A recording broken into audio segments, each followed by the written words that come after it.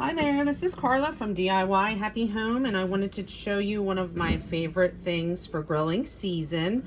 I have potatoes that have been scrubbed down real well, and I slice them fairly thin.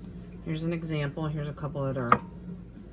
I slice onion very thin as well, and I spray down the foil. I have heavy-duty nonstick foil, and I put a layer of potatoes. I also put a little olive oil down, and I put salt down first, and then I do a layer of potatoes, and then I do American cheese, white or yellow, doesn't matter, and I layer,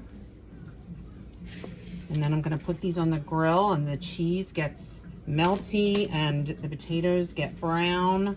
It's really good. And then I top with a little more olive oil and some salt and pepper. And you could also put a little garlic powder if you like that flavor. I'm gonna put that on this one today. And if you don't like onion, obviously leave that out. Like, my kids don't always like onion, but I do.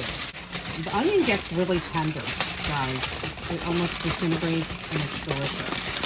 So what I do is try to make a log. And you can use any cheese that you like or prefer. And then I make a packet. And I'm gonna make a bunch of these, and they're great reheated too. So we're gonna put this on the smoker and cook it until the potatoes are tender, the cheese is melted, and the onions are cooked. Here are the potatoes done. Ready to eat, nice and tender, cheesy, oniony, yum.